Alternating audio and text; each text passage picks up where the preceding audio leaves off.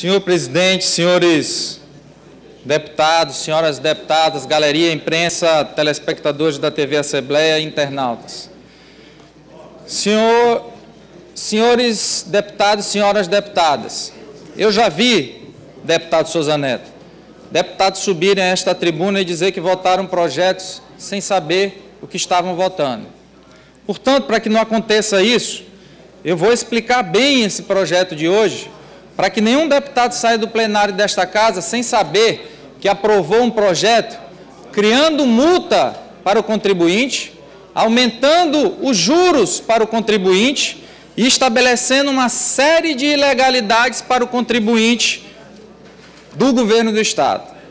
O projeto em apreciação é o projeto 202/2016, que dispõe sobre a aplicação de multas, juros de mora e parcelamento de crédito de natureza não tributária. O projeto diz o seguinte, parágrafo 1º do artigo 1º, a multa de mora que será tratada o caput será calculada a taxa de 33 centésimos% por dia de atraso, observado o seguinte, será exigida a partir do primeiro dia subsequente ao do vencimento do dia em que ocorrer o seu pagamento. O percentual a ser aplicado ficará limitado a 20%. Portanto, deputado Rigo Teles, essa multa não existia no Maranhão e passará a existir se essa casa aprovar hoje. Uma multa que será cobrada por dia e que terá o limite elevado, deputado Ana do Gás, de 20% ao contribuinte. Mas não para por aí. Além da multa moratória por dia, vem o parágrafo 2º. Os juros de mora de que trata o caput serão equivalentes à taxa referencial do Sistema Especial de Liquidação e Custódia, SELIC, para títulos federais, acumulada mensalmente. Portanto, deputada Ana do Gás, se essa casa aprovar esse projeto, nós estaremos estabelecendo ao contribuinte que deve qualquer valor não tributário ao governo do Estado uma multa moratória que não existia, que será diária cobrada e que terá o limite de 20%, os juros de mora calculado com base na taxa SELIC. E mais à frente, eu peço que a mesa me forneça a emenda do deputado Rafael Leitoa, que foi apresentada na CCJ, para que eu faça referência a essa emenda. Mas eu vou mais à frente do projeto. No artigo 3º, diz o seguinte, deputada Ana do Gás, o crédito de natureza não tributária, inscrito ou não em dívida ativa e os honorários advocatícios serão parcelados. Ou seja, aqui dá uma ideia de bondade, deputado Souza Neto, que esse débito o contribuinte vai poder parcelar. Agora veja a maldade.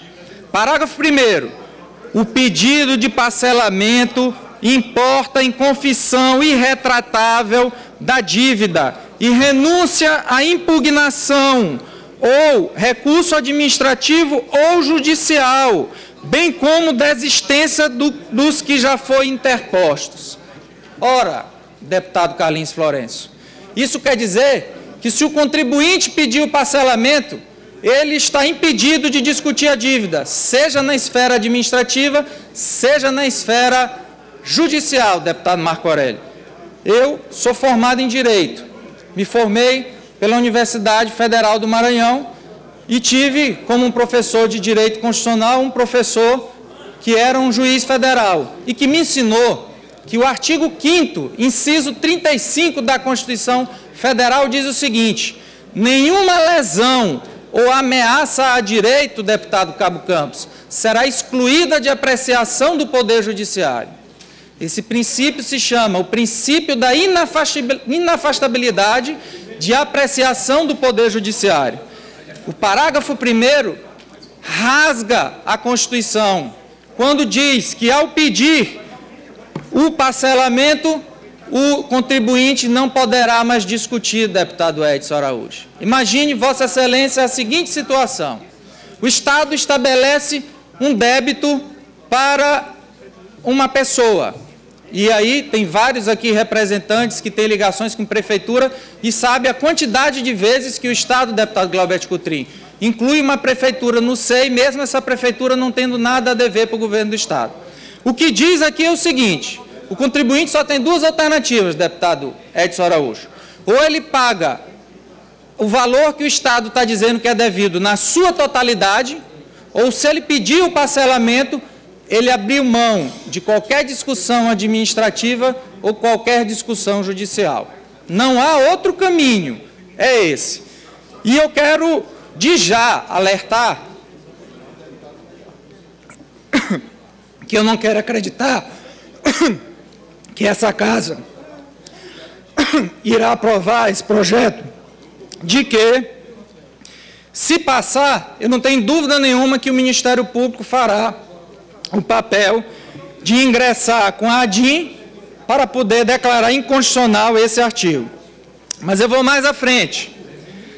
No artigo 4º, deputada Ana do Gás, quando diz que esse débito poderá ser inscrito na dívida ativa do Estado, o projeto de lei diz o seguinte: no interesse da administração pública, o crédito de natureza não tributária poderá ser inscrito em cadastro restritivo de crédito. E aí a pergunta que fica, deputada Ana do Gás: qual é o interesse da administração pública? Quer dizer que o contribuinte A, o Estado vai poder inscrever na dívida ativa, como acontece com algumas prefeituras. O contribuinte B não será inscrito, porque não é interesse da administração inscrever aquele contribuinte. Quer dizer, ora, meus amigos, matéria tributária tem que se ter objetividade, deputado Cabo Campos. Você não pode deixar a critério da discricionariedade do Poder Executivo dizer quem será inscrito e quem não será inscrito. E o mais grave, aqui não diz, deputada Ana do Gás, que para ser inscrito no cadastro restritivo de crédito, a dívida tem que ser inscrita na dívida ativa. O Estado pode dizer que Vossa Excelência tem uma dívida e, ao dizer que Vossa Excelência tem uma dívida, já inscrever Vossa Excelência no cadastro restritivo de crédito. E aí qual é a opção que Vossa Excelência tem? Ou paga o débito integral, sem discutir, ou, se pedir o parcelamento para ter direito a alguma certidão negativa para realizar alguma operação, Vossa Excelência já abriu mão de qualquer discussão, seja na área administrativa, seja na área judicial. Isso é uma ditadura, senhoras e senhores. Mas eu volto aqui à emenda que apresentou o deputado Rafael Leitor no projeto na CCJ. Na redação original, o parágrafo 5º do artigo 1º dizia o seguinte: os juros de mora incidirão a partir do primeiro dia após a data do vencimento no percentual de 1% ao mês. E eu apresentei um voto na CCJ, deputada Francisca Primo, mostrando que é ilegal você acumular a taxa Selic mais o juro de mora na cobrança de qualquer débito. E o deputado Rafael Leitor apresentou a emenda que ficou assim a redação: os juros de mora, calculado a taxa a que se refere o parágrafo 2º, incidirão a partir do primeiro dia subsequente ao do vencimento do prazo até o mês anterior do pagamento e serão de 1% ao mês. Portanto, eu quero fazer uma pergunta ao deputado Rafael Leitor para que ele esclareça toda essa casa. Deputado Rafael, o parágrafo 2º do projeto de lei diz o seguinte: os juros de mora de que trata o caput serão equivalentes à taxa Selic. Veja bem, parágrafo 2º. Os juros de mora de que trata essa lei serão equivalentes à taxa Selic. A sua emenda já diz o seguinte: os juros de mora calculados à taxa a que se refere o parágrafo 2º, que é a Selic, serão de 1% ao mês. Portanto, eu faço a pergunta a Vossa Excelência: o contribuinte vai pagar os juros de mora com base na taxa Selic ou com base no 1% que Vossa Excelência apresentou a emenda? Deputado Eduardo, a emenda se refere exatamente para esclarecer. A taxa Selic será referenciada a partir do primeiro dia de vencimento do débito. Ou seja, se o contribuinte teve o vencimento no dia 10 de agosto, a partir do dia 11 de agosto, ele estará, se for, por exemplo, fazer um pagamento no dia 11 de novembro, pautado na taxa Selic. Agosto, a referência Selic, setembro, a referência Selic. Em novembro, quando ele for fazer o pagamento, não será a referência Selic, até porque a referência sairá no mês seguinte. Então, será apenas de 1%.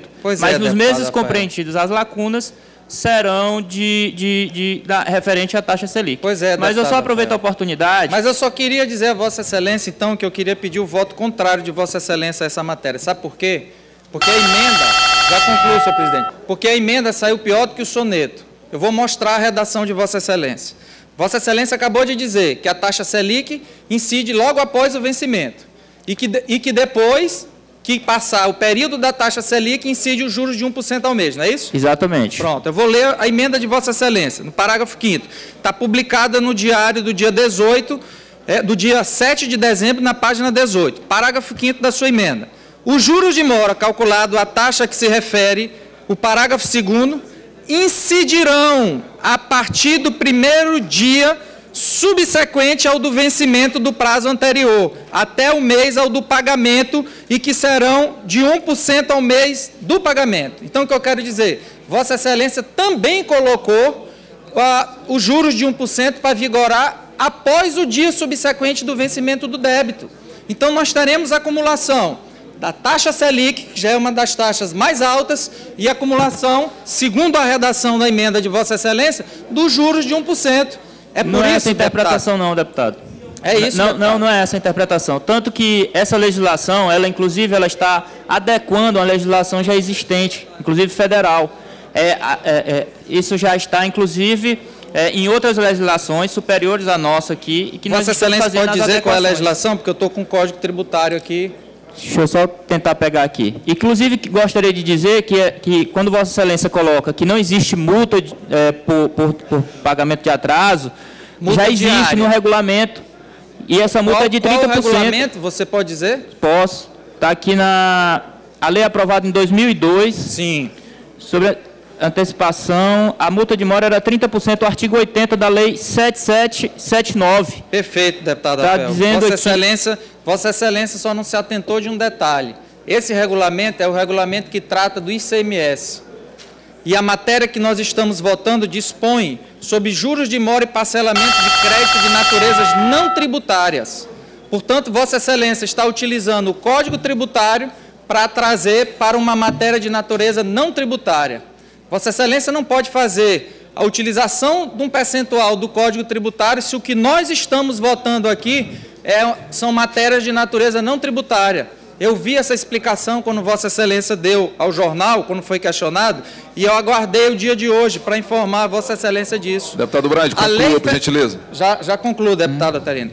A lei a que Vossa Excelência faz referência, que é o artigo 80, é exatamente o artigo 80 que diz o seguinte: